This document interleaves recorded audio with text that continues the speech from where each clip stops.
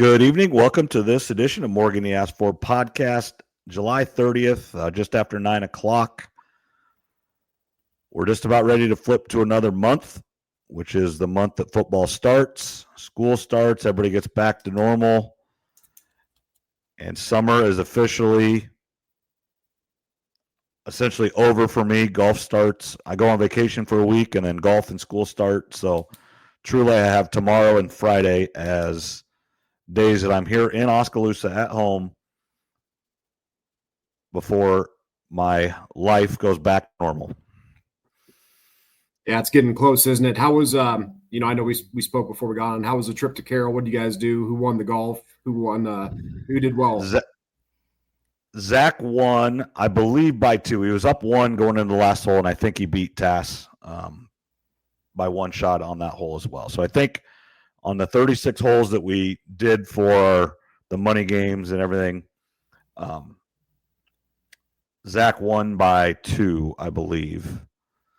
And then Muggsy and I were several shots behind that. I don't know exactly how we finished for sure, but those two were close, and Travis and I were just a little behind. And then Brett, one of TJ's friends that plays with us each year, he was a little bit behind that. We're just going to say that. But good times had by all. Obviously, I see TJ about once, maybe twice a year. I mean, it's kind of it's a ways up there. It's longer than you think, all the way. And then there's some road construction on the way, so you go there and back. And actually didn't go through my hometown, but went closer and went through some towns and stuff that I played baseball in and basketball in and football in and golf. Just they were conference, Coon Rapids Bayard school district there. Just right next, Yale and Jamaica and Bagley and then obviously, through Perry and Grimes and stuff. So just kind of came that way. It's just always good. It was super hot. I actually don't think it was as hot yesterday as like Sunday, Monday. I know Sunday Zach won his club championship in Sigourney, and TJ, he didn't win it this year. He's won it before, but he was in the final group, I believe. And they both said Sunday was way worse on being how hot it was during the day. So it rained both days there. That's kind of, I'm going to name this podcast, is this Iowa or a rainforest? I don't know what it's been like out west, but it has been 95 degrees and humid and rains every day this month. I saw where even, if it rains tonight or any tomorrow, we've already passed in Des Moines the most rain ever in the month of July. Yeah, I've seen it's been raining there almost every day. It feels like humid, and a lot. And it's not been bad out here. It's been warm, but nothing like you guys have there in Iowa in the Midwest. A little disappointed in Tass though for letting Zach take him down on his home course. Yeah, it was. Tass played. He had a few holes where he took a lot of money from us. I should have just quit after one hole. I had about a 4-footer for birdie to win the hole, and I missed it. I should have just left right then. I knew the day was not good. I mean, I didn't play horrible, but I definitely didn't play well. Yeah, and Zach's been playing good golf too. He played pretty good there in Oski at Edmondson, and it sounds like they're with you guys, and then obviously in Sigourney. So it sounds like Zach's game's right now. Yeah, he played. I think he was. I know after the first 18, I don't know how it finished up. I think he was just 1 or 2 over, and I'm assuming he shot right about that the next 18 as well. So yeah, we ended up playing 41 holes. So, and then we went to the pool for a little bit.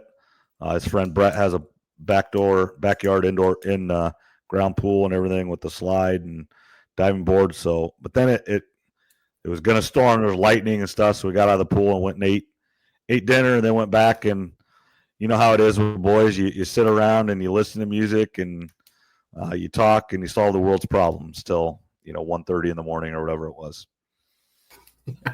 Solve the world's problems. That's right. Yep. Figure out all the solutions to our problems. Right. Yep. And it's we try to do this every year. we've done it in the past where we go to the Ozarks or whatever, but this is just kind of a neat thing. We all like playing golf, get together with people you don't see every time. And, kind of as we ended last podcast, just remembering people and stuff. It's just another reminder, spend time with people you care about and you want to be around and enjoy, and maybe you don't see every day. It's always a good refresher and able to do that. Our friend Mike Foster's actually been in Hawaii, so he was there last night for the tsunami warning that they had, and he was sending some videos, and he said it didn't end up being too bad, but when that earthquake hit, they had all afternoon to kind of prepare. So I was all night and afternoon I was kind of watching the TV, seeing what was going on. That had to be scary at first, but it ended up like he said, not being too bad. So he was fortunate that nothing bad happened with him or his family. It sounds like they're getting ready to hop on their flight now on the way back home. But yeah, that would be, you got all afternoon to wait for something like that. You'd be wondering how bad is it going to be? If it is bad, how soon can we fly home? I'd be a little bit nerve-wracking for sure. Well, then especially for us Midwesterners, we're not used to being by the ocean and what that, obviously it isn't the first tsunami warning or anything that was coming for Hawaii ever. But as a Midwest, long ways away from an ocean, and then again, if it would go high enough to ruin the airport, when you're stuck there, it's not just, we'll wait till the storm blows through. If there's damage and stuff, you're not getting out of there. Yeah, he said they were on the 8th floor, so they were up high enough. If there was flooding, they'd be okay. But he went to Safeway, which is a grocery store out west, bought some supplies just in case they were going to be stuck in their hotel room. But thankfully, it wasn't too bad, and it sounds like they're going to be heading home here soon. Good. Hawaii's a place I think my mom and dad are going to head there relatively soon. They want to get out there, and I know I believe Tyler and Paige are going to go with them. Tyler's big into World War II and like Pearl Harbor and stuff. So I don't think my mom and dad could go there without taking him. I don't know if it's been set yet, but I would say within the next year or so, they're probably going to do that. I'd like to go too. It just depends on when they go. So. Yeah, they got to take him, and if they're not going to, he's got to force them, make him feel bad, and make him take him on the trip. Yeah. So, nope, very good. Just again, I just want to thank people for listening, subscribing. I know I saw on Steve Shetler's thing. I was, I just scroll through and it comes up on your Facebook or whatever page, and I saw there was like 640 views or whatever, which I don't know how many we get usually, but I would say that's pretty good. So. Thank you for everybody that watches that or listens to that, and then all of our other platforms and everything. And again, just I encourage you to, subscribe to it, like it, share it with your friends and family. One platform that I'd like to do a little bit better on is YouTube, because that's the one where if you are watching us live right now on YouTube, and I think 6 people are watching us live, but nobody on YouTube. If you go to YouTube and you can make comments and stuff and we can see it live. The others, I haven't figured out how to do that. And I think some of it is you pay for different, professional, whatever it is. And I don't know how to do all that. So, but if you do watch us live right now on YouTube or any going forward, you can comment live and we can see it up on the right side of our screen here, a little bit behind Inside Baseball per se. But it does come right up on our screen there. So if you want to go to YouTube and watch, you can comment and you can ask questions, anything else like that, and we can get to you live on the air. So, and then obviously on YouTube, if you like it and subscribe to it, it'll come up. Most of us all watch YouTube. You get that algorithm going, and it'll come up every time we're up. Yeah, thanks everybody for listening. And real quick before we get started on topics, I know I text you a quick correction from last week's episode. I know I said the Fever had to be in the top 4 in the Eastern Conference. Silly me, the conference standings don't matter for the WNBA playoffs. They just take the top 8 overall. So the Fever, they won again tonight. They won 3 or 4, which is good, but they're in 6th place right now out of 8. Okay. So they would be in the playoffs, and they want to avoid that 7 or 8 spot, because then you'd be playing Minnesota or New York as of right now. So 6 is a pretty good spot for them to be. But just a correction of last week, they're going to take the top 8 records overall, regardless of conference.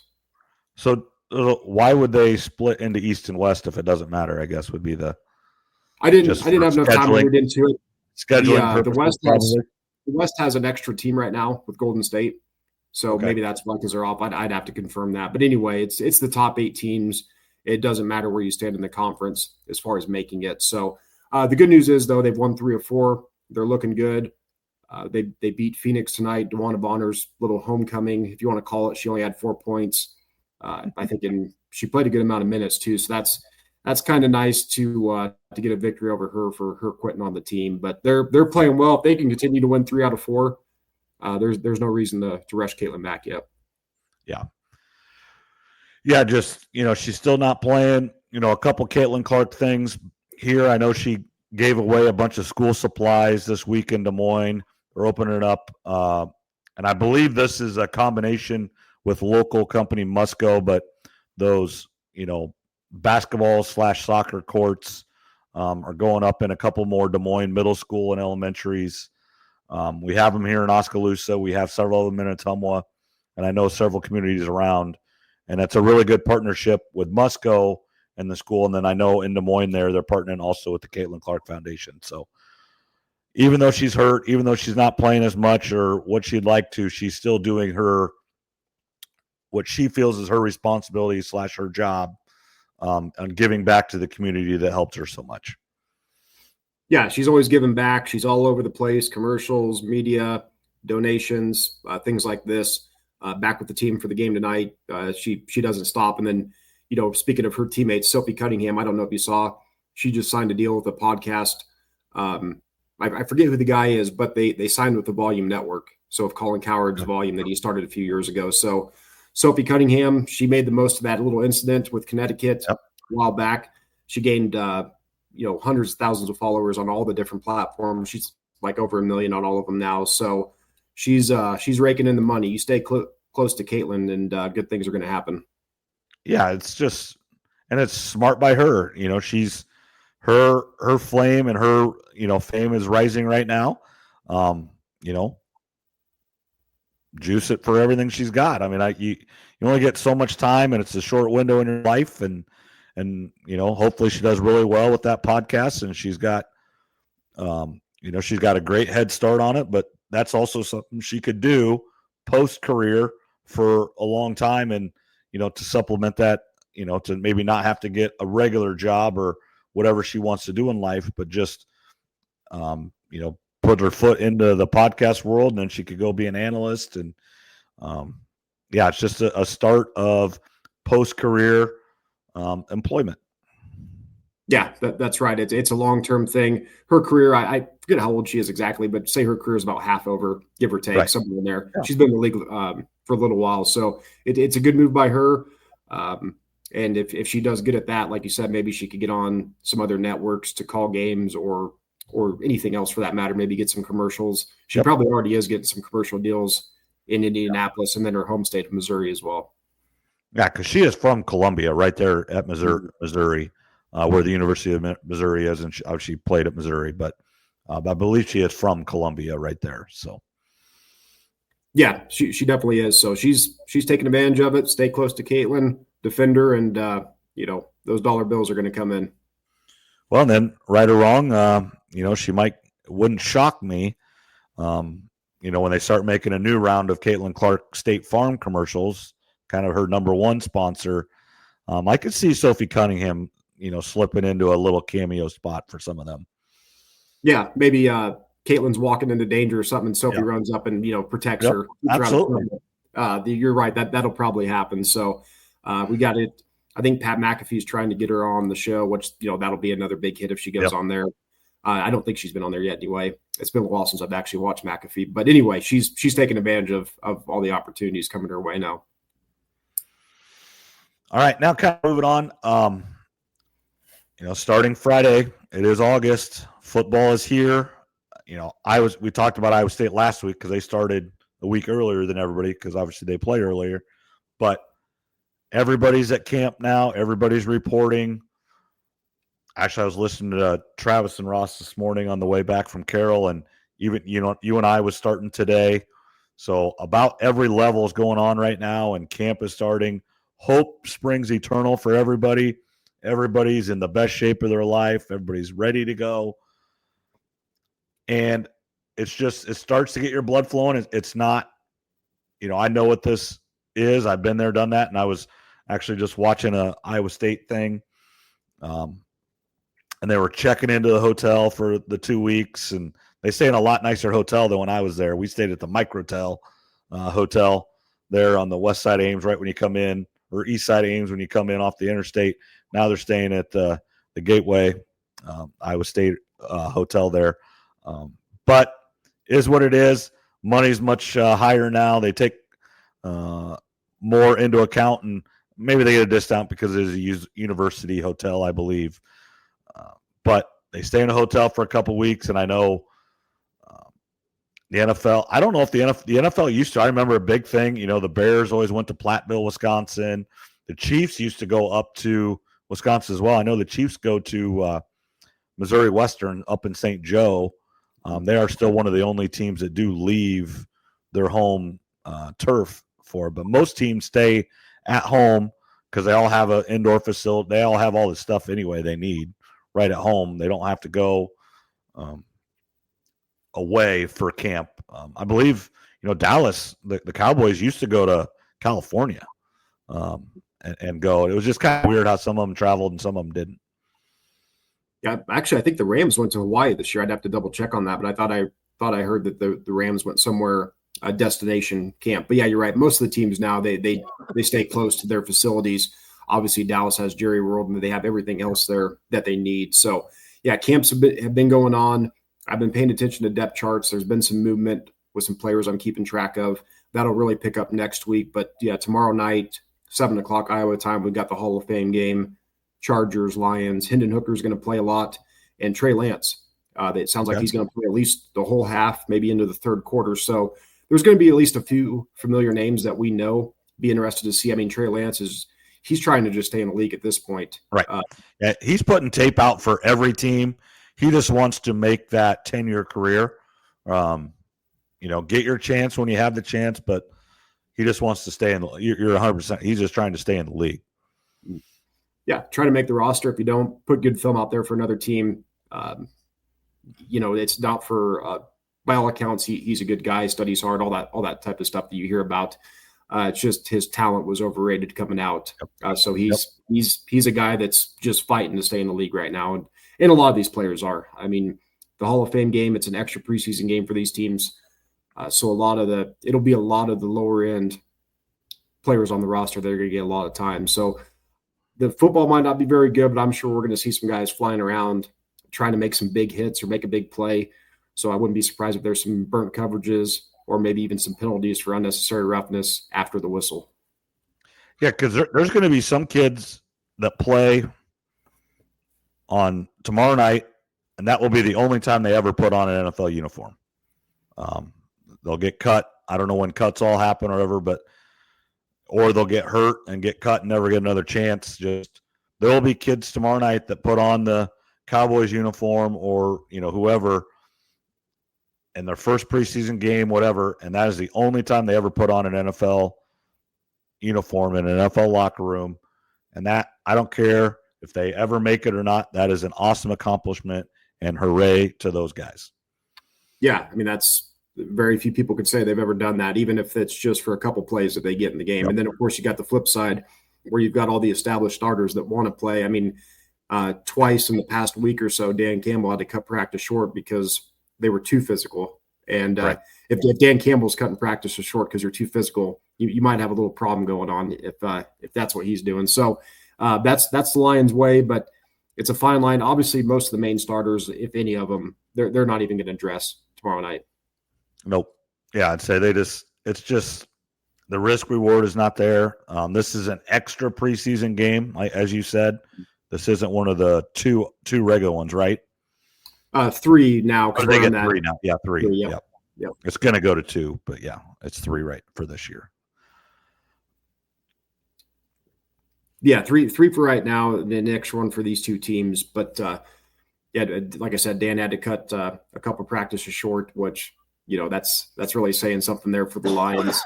And of course, the flip side is a lot of teams struggle now. How much do you play starters at all? Sean McVay doesn't want to play starters at all in the preseason, whereas Andy Reid will. Andy Reid likes to get his starters in there. A lot of people think Andy Reid's a player's coach, which he is, but he runs probably the toughest offseason of any coach still. He's still old school in that way. So the Chiefs guys are gonna play a lot in the preseason, whereas the Rams, for example, a lot of their starters will hardly play at all.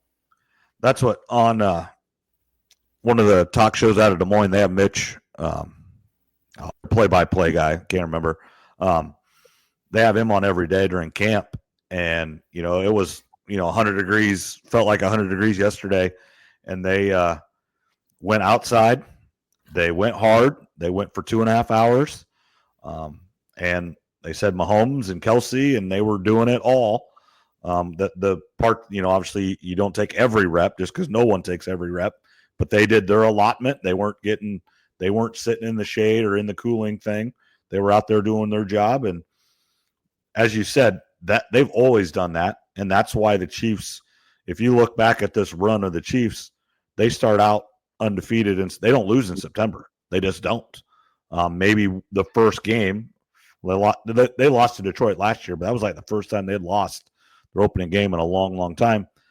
Vice versa, teams like the Bengals, they always start so slow, and then they got to make a run, and they usually do or get real close. But whatever Andy Reid is doing, and like you said, he has them play.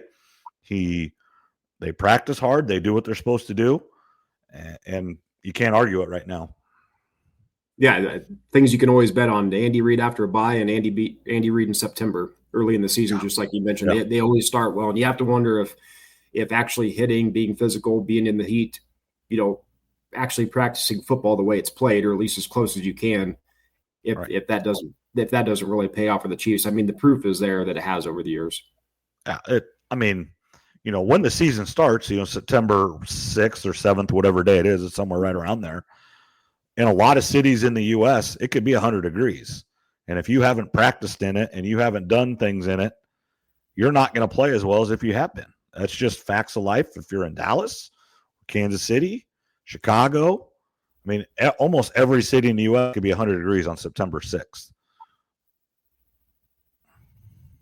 Yeah, absolutely. That's why the first 2 or 3 weeks of the college football season, sometimes I don't even like going to the games, especially when it's like an 11 o'clock kickoff, because it can be 90 plus and you're just sitting there sweating. It's that early October. Some of those are the best games to go to, because then the temperature is about perfect.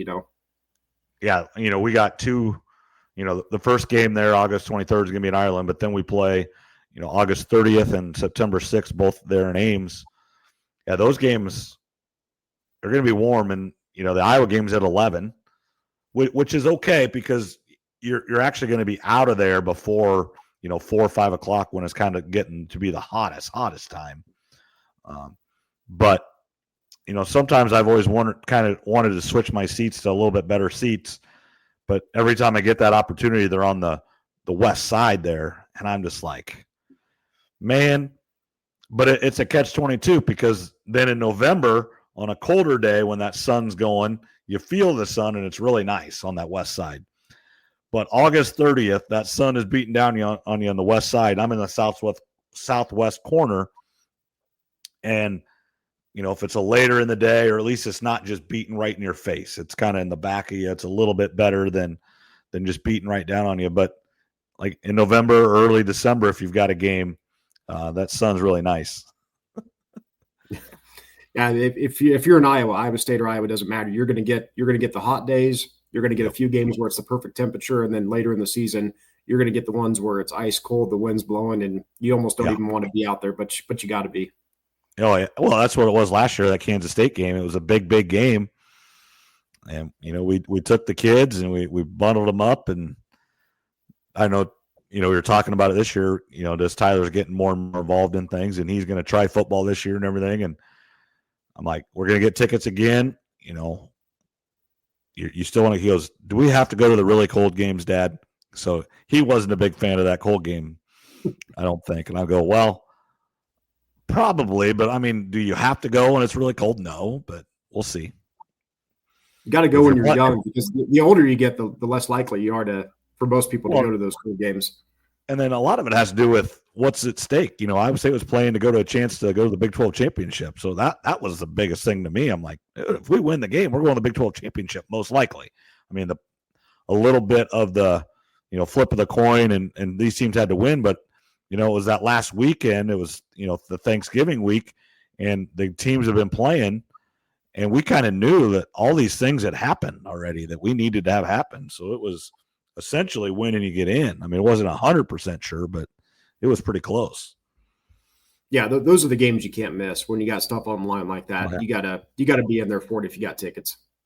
Well, and that's what you buy all these tickets for. I've had season tickets since I got out of school in 2003, roughly. A couple years there where I didn't get them, but we've had tickets for really since 1998 when I went to Iowa State. There's not been a whole lot of games I've missed at home. And I've watched a lot of losing, a lot of bad teams, and some really good teams. But yeah, this is what you spend all that time and money for, and is the reward. Watching good teams, play good teams, and beat good teams, and give your team have your team have a shot to win a championship. And that's what they did last year for us. Yeah, when we were younger, the coldest game I can remember being at was the green out for Sean Green, Iowa versus Penn State, where Tyler Sash had the big interception at Penn State at the end of the game. Iowa goes down and kicks the field goal to win, beat Penn State at Kinnick. We rushed the field. That was a miserable game to be at, but the ending, the last couple minutes, it made it all worth it, sitting in the cold all night. Oh, absolutely. And, when we were that last game, and same thing, we rushed the field because Iowa State was essentially going to the Big 12 championship. I think, was it 100%? No, but it was like 99% because everything had happened that we needed to. Everybody rushed the field because even if we didn't go to a Big 12 championship, we'd still won 10 games, which Iowa State had never done. I mean, so that was a big thing. That was one of the big knocks on Iowa State as a program. They're only one of like 2 or 3 programs in the country that have never won 10 games. And just, celebrate with friends, celebrate with fellow people that you've seen it. You don't know them, but you see them at different Iowa State events. It's funny how there is a difference in a football, like when you go to a bowl game. And then last year was this first year where I went to the NCAA basketball tournament up in Milwaukee. And it is a different crowd. You talk to people and we've had basketball season tickets for 50, every game inside of Hilton ever, the older people or whatever, or had season tickets to Hilton for 30 years or whatever. And I go, well, do you go to football games too? No, we just go to basketball. We like basketball, and then you go to a bowl game and it's people like me, I had football tickets forever, but I've never had Iowa State basketball season tickets, Now, if I lived in Ames or I lived in Ankeny or even a little bit closer, I probably would. It's just a little bit too far here in Oskaloosa. I know I don't have a problem going up there to a game or two, and I went on a weeknight. But if it's a 8:00 start, done at 10, you're not home till midnight. I mean, not that you want to do it. It's okay to do it, but I don't want to do it once a week, like you would have to on a regular. Now, if every home game was Saturday afternoon or whatever, that'd be a different story. But some of the best games are Monday night at 8:00. Big Monday. Yeah, living in Oski, it'd be too tough to have season tickets. I mean, you could, but you'd have to sell a lot of them. Yeah. But you're right. You can still buy single season or single game tickets. Yep. Get on StubHub, whatever. You can go up for 2 or 3 games, like you said. And that's what we did last year, and it was fun. But it's and then you see the certain people that are at everything. It's like, do you ever work? And they're probably saying the same thing about me. And Steck is one of those people. And Mark, we see him at every football thing we go to. He was up in Milwaukee. It was just. And they say the same thing about me. And then, we see each other at different concerts, and I'm sure he's going to Hinterland. I'm not going to Hinterland this weekend because we're headed off to Branson. But that's coming up this weekend as well. But yeah, it's just when you're about the same age and you kind of like the same things, you run into those same people over and over. Yeah, you're right though. The football crowd, the basketball crowd, sometimes they're a little bit different. All right, next thing I want to talk about, and this is, obviously we wish him the best, and I think the outcome is as good as it can be right now. But Deion Sanders, there's a lot of rumors. He wasn't in Colorado all summer. There just wasn't much communication, and there was a lot of questions. Well, has he just lost the fire? His kids aren't playing for him anymore. He lost Travis Hunter, his best player. There was just a lot of question marks / rumors, and he comes out and that he had to have his bladder removed, rebuilt, doing well, say he's cancer free. And he has battled health issues. This isn't his first health issue. He's got a toe amputated. He's had blood clot issues. So he is not the healthiest person in the world at his age. But glad it's going well. And he kind of made some jokes in light of it. I depend on Depends and stuff like that. But his message was really good. Having a press conference is really good. Bringing his medical team is really good. And his message is great. You need to go to the doctor. You need to get checked regularly because things like this come up to anybody at any time. And if you catch it early enough, there is procedures and there is ways to treat it to make the best of it. He's cancer free right now. It's one of those, I don't know if you're ever cured from cancer because another type of cancer can come. It can come back. It's, like Ryne Sandberg, I know this winter, that's a whole nother, discussion we need to have. He was kind of declared cancer free this winter and was at the Chicago Con, the Cubs Con, whatever you want to call it. But you could kind of see that coming with Ryne Sandberg. He, made a comment where he wasn't able to get to Wrigley as much as he'd like. Still watching, still a big fan. And then the announcement of him passing away a couple days ago as well. I guess your thoughts on Deion and then Ryne Sandberg as well, and then I'll finish with my thoughts on Ryne Sandberg. But how's it going over out there in Colorado, and then just your thoughts on Deion? Yeah, like you said, it's been kind of quiet this summer of Deion outside of the Shador story, of course. Yep. And now we know why. It was, he made a good joke. It was funny. The doctors up there in the press conference said everything is good now, and then it pans to him. He's like, "You can clap. It's okay to clap." He just kind of, made light of it, and that was good. Mentioning Ryne Sandberg passing. I know Danny Parkins, who'd filled in on FS1 this week. I think starting tomorrow, he's from Chicago. He does a 24-hour live broadcast, and they raise money for cancer. So he basically, for 24 straight hours, is on the radio. They're doing a bunch of fundraisers, and he was pretty good friends with Ryne Sandberg, it sounded like, over the years. So even though Ryne, I think, was cleared, like you said, early last year, as we all know, because it basically affects almost every family in America or across the world for that matter, it could come back at any time. Yeah. How much did you watch? I mean, I know you're a little. You probably don't remember Ryne Sandberg playing a whole lot. Mm-hmm. I think he retired. So this was a crazy thing today. I was listening, obviously, 2.5 hours home. We listened to podcasts and stuff. Can't remember which one, but Ryne Sandberg and Harry Carey, first Cubs game and last Cubs game was the exact same. Like 1982 to 1997 or whatever it was. 1982 to 1997, something like that, like 15 years. I thought that was very coincidental, but Ryne Sandberg was a staple. I'm not a Cubs fan. I like the Cubs. But I'm a Twins fan. But coming home or being home in the summers, WGN 120 every day. Harry Carey was talking, and Ryne Sandberg was playing second base, and Sean Dunston and Mark Grace and Greg Maddux. And, the best team the Cubs had in that era was 1984. I think they got upset by the Padres to get to the World Series.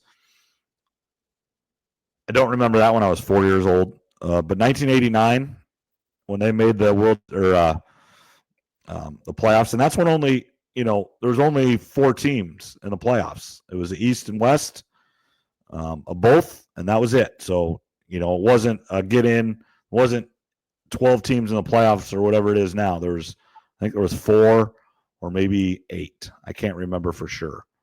But it wasn't very many. And they won. And, they got beat by the Giants, and they went on to be the Giants in the A's World Series. They had the earthquake and everything in 1989. But, that team there had that was a Maddox team. That was Andre Dawson had been added by then. But the Cubs at 120 every day. And, obviously with my name being Ryan and his name Ryne, I know it's a little bit different. But, one of my coaches always called me Rhino, and that's what they called Ryne Sandberg as well. There's a lot of people born in the mid-'80s to the early 90s. If you're a Cubs fan and your name is Ryan, you got named after Ryne Sandberg. I got a guy I teach with in Ottumwa. His name's Ryan. And I would bet a lot of money it was after Ryne Sandberg. I don't know that for sure, but I'm pretty sure it is. Everything I've heard about Ryne Sandberg over the past week or so is just the ultimate professional. He hustled, did all the little things right. I think he said he was more worried about the name on the front of the jersey than the back, which is something that's missing with a lot of athletes nowadays. So that was kind of my biggest takeaway from the people that talked about his kind of legacy this past week. Yeah, and he was the manager at the Iowa Cubs for a year, I think, maybe 2. And then he wanted the Cubs job and didn't get it and went to Philadelphia.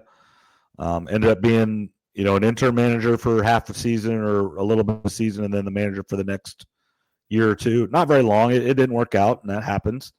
But he got his chance to manage in the big leagues. I know he would love to probably do it for the Cubs, but got his chance. And again, just another person gone way too soon. 65 years old.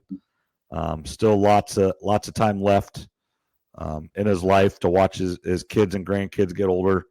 But unfortunately, that won't be the case, and it just stinks. Cancer sucks. Yeah, 65. When you're younger, that sounds old, and then you start to get a little bit older, like we are. I say, myself, I'm in the beginning stages of starting to get old. I'm not old yet. I am. I'm there. But 65 is definitely too young. You'd like to have a person like that have another 20 years or so of life. Yep. And at least one good positive I would think for him is he at least got to see the Cubs win the World Series. Yep, absolutely. I'm sure 2016 was phenomenal for him, and just they've been good. I mean, really, they kind of fell off there. Just the next year they're pretty good, and then they fell off. But they're one of the best teams. They could win the World Series again this year. I really believe that. They're one of those 5 to 6 teams that could win it. Let's stick on baseball here real quick, because I know this came up today. I saw that the Dodgers are still the favorites. I think at plus 280 or plus 290 to win the World Series. And then I think there's 9 teams that are bunched together, either 8-1 to 12-1. Okay. Cubs, Brewers, Mets, Yankees, Phillies, Padres, maybe Houston, and a couple others. You'd probably know better than I would, but it sounds like the Dodgers have been struggling, and then everybody else is kind of in the same group right now. I know the trade deadline tonight or tomorrow it ends. I think it's tomorrow. I know that the Twins traded their closer, Deion, to Philadelphia. That will help Philadelphia. He's good. Stinks for the Twins. They're selling. They're trying to. They're trying to sell the team right now.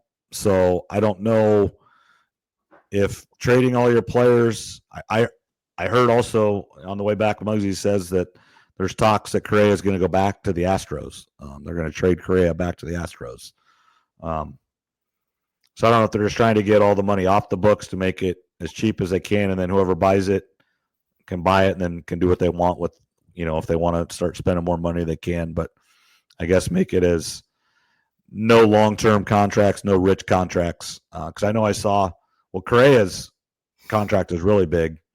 But Duran is almost $5 million, which is pretty big for a closer, I guess. I don't know the economics of baseball, but and then the other thing with baseball is the impending work stoppage, whether it's a lockout / strike after the end of next season.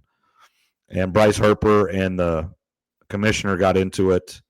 I guess the commissioner goes around all 30 teams and has a meeting and And Harper wasn't real happy with what he had to say because I think the owners really want a salary cap.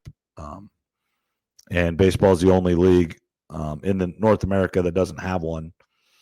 And so I think it's going to be pretty contentious now. But that's why you collect a bargain. The owners want a salary cap. Okay, they're going to have to give up something. So it's a bargaining chip, and that's what it should be. But the one thing that cannot happen, I don't think, and I know a lot of people are worried about it, is baseball has made a lot of good moves lately in making the game better for fans. It's much faster with the pitch clock and some of the rules. They can't go back now. They made some smart choices. They get a strike that would cost, half a season or a whole season. It would just kill baseball. It's already struggling as it is. Yeah, what are some things that the players could get if they did a salary cap? Because isn't baseball a lot of the contracts fully guaranteed? Yeah, they're guaranteed, and then it's just, the thing that they do is, I think what's happening is the Dodgers figured out how to play it, pay everybody later, and I think they're trying to just get some of the owners are tired of. It is what it is, but the really rich owners are just doing whatever they want, and they're not as rich owners. They're all rich. They're all wealthy. They're all billionaires. But the less wealthy ones that don't want to spend that much money is just tired of not even having a chance. Yeah, it's smart by the really rich ones, like you said, to take advantage, figure out something that maybe other people haven't thought of, push the money down the line like the Dodgers are doing. And speaking of what baseball's they've been doing the past few years, obviously we got the game coming up at Bristol Motor Speedway. Yep. Coming to, I think, Saturday this weekend. Baseball's doing these big events, which I think is good. And you might know the answer to this. And me not living in Iowa, I don't know all the reasons that maybe have been spoke about before, but why aren't they doing a game at the Field of Dreams every single year? I don't know that answer for sure. I know I think they still have the base of that field still there, and they still take care of it. I know the ratings and just that first year could not have gone any better. Kevin Costner coming out, Tim Anderson hit a walk-off home run against the Yankees. Now, I thought the next year they did a really good job of making it like a father-son thing where they had the Griffey, father-son, and excuse me there. Griffey's playing catch, and then they had some father-sons, father-daughters out there playing catch before it, but it just wasn't as good. And then I also think it's not a bad idea to move it around. Now, I think last year they played in a Negro League park in the South. I think that was really good. Now, this Bristol thing, I don't get as much. I know it's kind of cool just to play it in a different place. But there's no baseball significance. I would like to see them do something every year at the Field of Dreams. Just kind of make almost need to make a weekend out of it where you play a game Friday, Saturday, and Sunday, but you kind of bring new teams in you can't play a whole series there, I don't think. But, Friday night, it's the Cubs and whoever. Saturday night, it's the Brewers and whoever. And then Sunday night, it's the Twins. And the three closest teams to Northeast Iowa. So, none of them have to travel far from where they'd be going anywhere. And then, obviously try to make it where the Yankees are playing one of those teams just to get that. Try to get, have the White Sox be against one of those teams to get, the Shoeless Joe, influence. And then, try to get, this year be like a Dodgers or somebody. Try to get some of the big brands of baseball and rotate so everybody gets a chance. And but maybe there's not the appetite for that as we think there is. But it would be fun to see it. It is one of my bigger regrets on not going to that game. I wish I would have that first one. Yeah, that would have been awesome to be at. I know our buddy Vince helped volunteer at that. That would have been kind of a once in a lifetime experience. Now, one thing I wonder about, I like your idea of having a Friday, Saturday, Sunday with different teams. I'm sure one of the big issues is hotels and travel. trying to get there. Where do you stay? Again, these are professional athletes. I mean, how far of a bus ride would it be from Chicago O'Hare to get to the field? I mean, I know it's going to be a while in a bus, but I'm pretty sure they flew into Dubuque and then bust over. They could fly in on a private. Yeah, you could land at Dubuque. That's right. I would say probably a lot of times those big planes can land at those places. They just don't have the facilities to, do commercial airlines. They just don't have the facility. But like where they're not going through the airport or anything, they're just getting on a bus and going. They can take most airport. I think like even Ottumwa can take a plane like that, a full size plane. It's just they don't have the terminals and stuff like that. But they don't need them for that.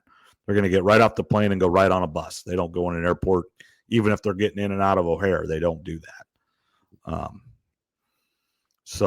And then Minneapolis, and Milwaukee. I mean, none of them are very far. But yeah, you're just going to fly into Dubuque instead, I would assume, or maybe Rochester. I don't know. But I know Dubuque's only about a half hour away.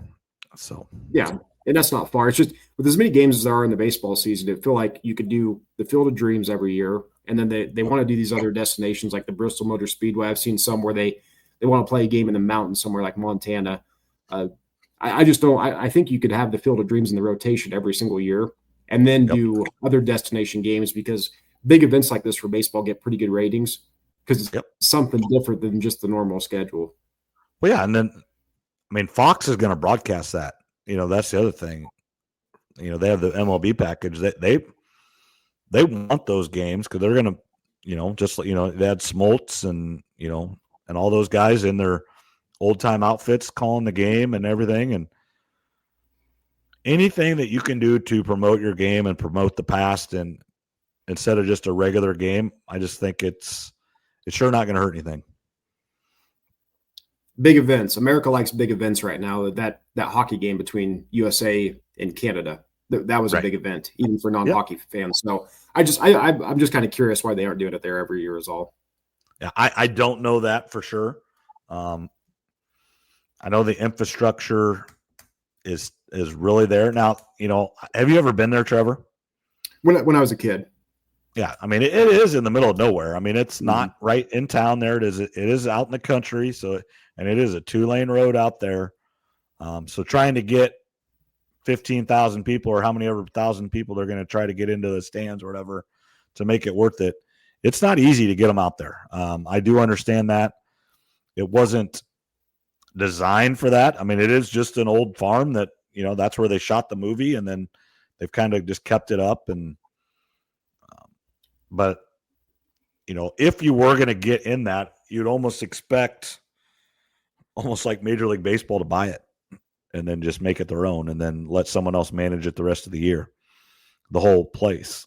But you never know. Yeah, and then that brings its own set of problems in because when you let a big corporation organization, Major League Baseball, then you worry what could it become in the future? Could they ruin it? I don't think that they would. I think there's enough history there that they would do their best to keep it intact and kind of keep that legacy feel to it. But I don't know. It just feels like it's easy for me to say. Maybe it's a good question for Tuna. He might have a little bit of insight on that because, like you said, 15,000 people, lighting, hotels, travel, all that stuff factors in. Yeah, it's if people were going there and needed to stay the night, you'd really have to go to Cedar Falls, Waterloo, or Dubuque. Those are the two bigger cities that would have enough, cachet and just facilities to house, 10,000 people in a hotel room. That's not even the teams or anything. Now, both those places would have the facilities to house the teams if needed. They've got nice hotels, or even go down to Cedar Rapids. It's a little farther, but they have convention centers and, they're used to hosting teams for different things. But yeah, I don't know. That is a good question, but hopefully they come back relatively soon would be my number one thing. Yeah. No, I agree. Hopefully soon. And that was pretty special that first time. Like I said, our friend Vince volunteered there for it. And, that had to be, like I said, a once-in-a-lifetime experience. Yeah. All right. Anything else you want to talk about, Trev? 2 NFL teams I want to talk about. And we don't have to spend a ton of time on this, but the first team I want to talk about of course, is the Dallas Cowboys. Our friend RJ, listen up. RJ Voss. I wasn't really going to do this, but then after finding out he's a Cowboys fan, I thought I'd go through some reasons I'm not buying them as a playoff team. When he was on, I know you guys talked briefly about the Cowboys. He's hopeful. He's a fan. He should be. Yep. All fans should be hopeful about their favorite teams. You're trying to look on the bright side, not the negatives, right? So I wanted to point out some negatives of why, not that they're going to be a dumpster fire, but why I've got a lot of concerns about the Cowboys this year. And let's just start with reason number one. They got a brand new head coach, Brian Schottenheimer. Never been a head coach before. Doesn't mean he can be good, but we talk all the time about first-round draft picks that are busts. Well, half the coaches that get hired every year end up busting and are fired within 2 or 3 years. Now, Jerry Jones doesn't have a long history of firing guys early. He's usually pretty patient, which generally speaking can be a good thing, but the head coach is a question mark. If you look at the running game, they were 27th in rushing offense, a little over 100 yards a game last year. This year, their top 2 running backs are Javonte Williams and Miles Sanders. I believe both those guys averaged 3.7 yards a carry last year. So it doesn't look like their running game, at least on paper, is going to be one of the bottom 10 in the league. And O-line, they've had 2 injuries already in camp. Tyler Guyton is going to miss 4 to 6 weeks. He's got a bone fracture, their starting tackle. And then Rob Jones, who's a backup guard, is going to be out 2 to 3 months with a broken neck bone. So they've got some injuries on the O-line already. Again, a weak running back room causes for concern, right? And then that leads me into Dak Prescott. Every quarterback benefits from a good running game, but I think Dak more so than a lot of guys. He's coming off his second lower leg injury, and Dak's just not a guy you want throwing 40 or 50 times a game. Most quarterbacks you don't, but especially Dak. So when I look at the offensive side, a brand new head coach, Dak coming off an injury, O-line injuries, and what looks to be one of the worst running back rooms in the NFL, at least on paper. Yeah, that's not encouraging signs. Not encouraging signs. And then if we, a few more, their rush defense was 29th in the NFL last year. So if you can't run the ball and you can't stop the run, usually not a recipe for success long term. And if you remember when Dak was healthy last year, they didn't have a good record. The NFC East is better. Dak has made a living off beating up on the Giants and Washington most of his career. Obviously, we know the Eagles are really good. Washington's better. The Giants are still a work in progress. We can't give the Giants any credit until they prove it. But Giants should have a pretty good defense, so the division is better. And then probably one of my biggest concerns, and they traded for George Pickens. And anytime you're a team, what I consider to be middle of the pack or a bad team roster-wise, trading for a diva wide receiver is never the answer. Now, this is an apples-to-apples comparison because Devontae Adams is not really a diva. But remember when the Jets traded for him, I came on here right after. I said it's not going to make an ounce of difference in wins and losses. And trading for George Pickens, it might be good for Dak's fantasy numbers, but I just don't see this ending well for the Cowboys. So those are some of the reasons. They also have had some injuries with 3 of their top 6 defensive backs in camp already. So injuries, lack of running game, lack of stopping the run, a brand new head coach, injuries on the O-line, and you bring in a diva wide receiver, George Pickens. And if Mike Tomlin gives up on you as a receiver, that's about as big a red flag as you can have in the NFL. Yeah. Mike Tomlin's pretty loyal if you'll do the right things. Yeah. So that's, and again, if George Pickens has a good year, it's a contract year for him. So are they going to pay him? Are they going to have CeeDee Lamb highly paid, Dak highly paid, and then pay George Pickens? It'll kind of be like the Cincinnati Bengals model, except Dak isn't as good as Joe Burrow. Right. And I'd probably rather have T. Higgins than George Pickens because he's less of a head case. So if that's the model they're going for, I mean, if he has a big year, either Dallas is going to pay him or someone else is. So that trade that they made, it's either a 1-year rental or they're going to have to pay him pretty big money after this season. I don't disagree with that. So those are just some reasons that I'm kind of out on Dallas making the playoffs. They have some high-end talent, but I think their over-under is 8.5 wins, 7.5 or 8.5. I think they'll finish around 7, 8, 9 wins, but they'll just miss the playoffs. They're not going to be a dumpster fire. They hardly ever are when Dak is healthy. All right. Another team or no? Or just the Cowboys tonight? Just one other team, and this is a team that I am starting to buy some stock in. And it's a team all summer I've kind of been ignoring. I'd hear their name or I'd see their logo come up, and I would just kind of brush them off. I'm like, yeah, last year was a one-off year. But let's talk about some positives. I want to see if you can guess who it is. This past season, they had one of the top defenses in the league in all the major categories.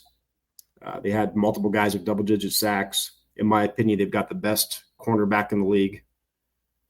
Most sites that you look at or people you talk to, they've got a top 5 to 7 offensive line, and they've got a Super Bowl winning head coach. And they were a playoff team last year. And it's not like one of the team. I mean, I don't know. AFC team, they were a playoff team, but I just kind of ignored them all summer. I thought, yeah, it was kind of a one-off year. I'm probably not going to have them in the playoffs. Denver Broncos. Oh, okay. Yeah. And it was a team I haven't paid attention to. The Broncos have stunk most of the time that I've lived in Colorado. And finally, I was like, I got to dig a little bit deeper into this roster. So, like I said, they've got one of the top 5 defenses returning. Yeah. They add Dre Greenlaw and Hufanga at the safety position. They drafted Jahdae Barron, a corner I really liked.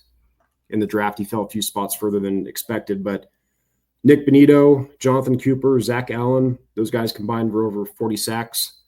They're going to have one of the best secondaries. So I think the defense alone can win them some games this year against some of the bad offenses and defenses. We go to the other side of the ball. They have one of the best offensive lines in the league. They also have one of the best kickers in the league, which nobody likes to talk about. But you and I know every year a certain number of games are going to come down to your kicker making a kick, right, or the opposing team's kicker making one or not to win some games. So Super Bowl winning head coach, great defense, great O-line, great kicker. Now we got to get into the question marks. They have some decent playmakers on offense. Cortland Sutton, who just got a new deal. He's a good number 1, but he's not a top 10 or 15 by any means. Evan Ingram's a good receiving tight end. J.K. Dobbins they brought in, kind of a fan favorite. He's had a ton of injuries, but when he's healthy, a good running back. The biggest question marks for the Broncos are they need another playmaker to emerge at wide receiver. And it sounds like Troy Franklin out of Oregon had a good day today. If they can get that, then there's really only one question mark with this team, and it's who is Bo Nix? Right. And that's why I'm not – if they had a veteran quarterback, I'd be buying into this roster right now as a Super Bowl ready roster. But I don't know what Bo Nix is. Was last year a one-hit wonder? Is he going to have a sophomore slump? Did he peak last year? So if this was year 3 of Bo and we had back-to-back years of improvement, I'd really be buying into the Broncos. But it's the more and more I look at the roster, I really like what the Broncos have going on. Well, the thing with Bo Nix is he has a great coach in Sean Payton to teach him everything he can. There's not very many people in this world that are better at coaching offense / quarterbacks than Sean Payton. He'd be a top 5 guy in the world. Yeah, and when Sean Payton first came to the Broncos, he and Russ almost didn't get along right away. Yep. Russ has an office, and then there was a couple times where Sean would get in his face during a game, and Russ would just duck his head and he'd go to the sideline. Well, Bo Nix was the opposite. Him and Bo Nix got into it a couple times, and Sean Payton said he loved it. He's like, if my quarterback or player thinks he's right, I want him to let me know. Because he's like, I'm not right all the time. I like the fiery power that he has, the competitiveness. So Sean Payton really likes Bo Nix. And another guy that probably everybody knows, Stink, Mark Schlereth, who's been on ESPN and all the shows over the years. He's been highly critical of the Broncos basically every year that I've lived in Colorado for over 8 years now. And this is one of the few years where he's buying into the Broncos too. He likes the defense, the O-line, the things that really matter. Again, it just comes down to what is Bo Nix? What's the ceiling? Can he get 15% better this year? If he can, I think the Broncos are a roster that can compete for an AFC championship bid. Yeah, they're in a tough division. Chiefs are if Mahomes starts 15 games or more, they're going to be there at the end. And so, just like last year, just get in the playoffs. They weren't, they kind of snuck in a little bit right at the end there, but did they give Buffalo a run or not? No, I think the first quarter or so was kind of low scoring, and then they got ran out of the building, which that's not the worst thing in the world for a rookie quarterback to make the playoffs. But you're right. The same thing I said with Dallas being in a tough division, I have to keep that same thing going with this. This is the toughest division in football when you consider the quarterbacks and the coaches. Yep. And the bad news for the rest of the league and that division is it sounds like the Chiefs may have found their left tackle for the rest of Mahomes' career. Yeah, I agree. So and if that's the case, then that kind of sucks because he fell to 31 in the draft. Yeah, the Chiefs may have just got the steal of the first round. Now we have to see him play football first, but all signs out of Kansas City camp is very positive, and their receiving core is going to come back healthy. So this year is going to be very popular for people to pick the Chiefs to miss the AFC Championship game for the first time in Mahomes' career. I don't think I'm going to be one of them as long as he's healthy and Andy Reid's the coach. You just kind of got to pencil in the Chiefs, the AFC Championship game, and then the real question is who are they playing in that game? Right. Yeah. And that's I mean, right now you got to go, Ravens and Bills right at the top of your list, I believe. I mean, it's the same three teams as last year. Yeah, those are the top three. Who's going to be that fourth or fifth team to maybe give one of them a run or upset one of them, and can then however it falls, can you win two that you weren't supposed to? And if you're a betting person, to win the AFC to go to the Super Bowl, I think the Chiefs, Bills, and Ravens are all bunched together like 3 to 4 to 1. Yep. You got to have one of those three teams, in my opinion, if you're a betting man. And then you look at the second tier. I think the Bengals are plus 850, and then the Broncos and Chargers are both tied at 14 to 1. Yep. I wouldn't mind placing a bet on the Chiefs or the Bills, one of those two, and then maybe throwing a bet on the Chargers or the Broncos as kind of a backup team, maybe a long shot type one. But I think the final four the last 2 years in the AFC have been the same four teams. So you almost wonder if this year someone's going to break through. I think the Chiefs will be there like always, but could the Broncos, the Chargers, or someone different break through to be part of that final four or even the AFC Championship game? Yeah, and the biggest factor that plays in everything is health. If Mahomes starts 15 games, if Josh Allen starts 15 games, and Lamar Jackson starts 15 games or more, they're going to be all right. But if one of them only starts 4 or 5 games, then the whole thing could fall apart. Yeah, and all three of those teams, the Chiefs more than any other, of course. We've talked about this before, and I think sometimes people just kind of scoff at it, but those extra games that they've played compared to other teams, those games do add up. I mean, the Chiefs, the past few years, they've played close to 10 extra games or more compared to other teams. That's a lot of extra wear and tear on the bodies. So you do kind of wonder, eventually one of these days the Chiefs aren't going to make the AFC Championship, right? I mean, you would think if they find a left tackle, I don't know if it's going to be this year because this does kind of feel like it's going to be kind of Travis Kelce's last run, and it'd be tough to count the Chiefs out of the AFC Championship game. All right, last topic here. Have you seen Happy Gilmore 2 yet? No, I am going to watch it soon. My biggest takeaway, though, is some people I've listened that have watched it said, go into realistic expectations. You're not going in to watch a movie that's going to win a bunch of awards. It's supposed to be fun, dumb, good humor, Adam Sandler, but I've heard there's a bunch of cameos in it. Have you seen it? Yep. Yeah, I've seen it. I've actually watched it twice. It's good. I mean, it is what it is. Yeah, I mean, I don't know what people were thinking. I mean, is it a little bit far-fetched? Is it making fun of a lot of different things? Yeah, and does he use his family members? Yes. Does he, is it a bunch of, callbacks to the original movie? Yeah. But I don't know what everybody expected. One, it's a Netflix movie, and two, it's an Adam Sandler movie. You knew what you were getting into, I guess. I wasn't shocked at it. There's some really funny parts. There's really good one-liners. When you see it, we'll have to talk about it afterwards. But no, it is what it is. There's some really good, the pro golfers are really good in it, I thought. Jason Kelsey's in it. It's good. I mean, it's just good. It is just an Adam Sandler Netflix movie. If that's what you have to just go into it thinking. Yeah, you're not going to watch The Godfather or Saving Private Ryan. I mean, it's a comedy. It's supposed to be dumb humor and cameos and all that type of silly stuff. I did just get a message from Taylor. He said we're supposed to talk SummerSlam, but I was going to say here why as we're finishing up though, this next month I'd like to get Taylor on at some point and talk a little poker. World Series, and just some other general poker questions I have for him, and kind of how the past couple of years have been. But I'd like to get him on within the next 2, 3, 4 weeks if we can. Yeah, Taylor, just if you're listening and watching, just send me a message, and we'll make that work. I believe he got 6th in the Iowa State Poker Championships over at Riverside this last week. So pretty good.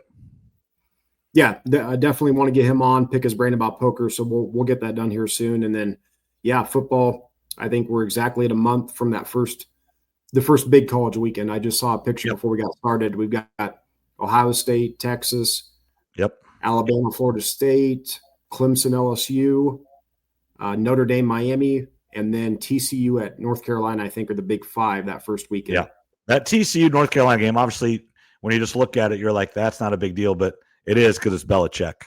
And I believe it is that Sunday night, like it's a standalone game, maybe even Monday night, because that's Labor Day. Is it the Labor Day night game? However you want to say it. I'm pretty sure it's a standalone, and I think the Sunday night game is going to be Notre Dame, Miami. I'd have to go back and look, but regardless, there's like 5 or 6 really big games that weekend. Yep, there is, and that Iowa State plays South Dakota that day. So and then that next week is the Cyhawk week. So so that'll be a good one to get into the Iowa State game, watch it. Depending on when the games are and everything, just get in and out and maybe get back home and watch a lot of college football that weekend. Yep. It's coming quick. So we're not far from predictions here soon. No, that's the thing. We're going to have a little bit longer, and podcasts will be longer and maybe a little bit more frequent, just so we don't go super long with them. But again, thanks, Trev, for joining me tonight. Hope everybody has a great week. I know there's lots of people right now on vacation because this is family/dead week for Iowa high schools. Start up again Monday with camps and everything else like that. And then August 11th is when all the fall sports start. Like I start golf and football will start, and cross country and volleyball and all the fall sports will start right back up in Iowa. And the new school season is upon us. Yep. Enjoy your final days off. School's coming, like you said, and football's almost here. So I'm looking forward to everything that we've got coming here the next month and the remainder of the football season. Awesome. Again, thanks, Trev, and thanks everybody for listening. Please rate, like, and subscribe wherever you listen to this podcast and any other favorite podcasts, Iowa Everywhere stuff, Cyclone Fanatic stuff, KXNO stuff, whatever it is you like to listen to. They're all good, and they all can use your support there. So thanks a lot, and we'll talk to you next week, Trev. Have a good one.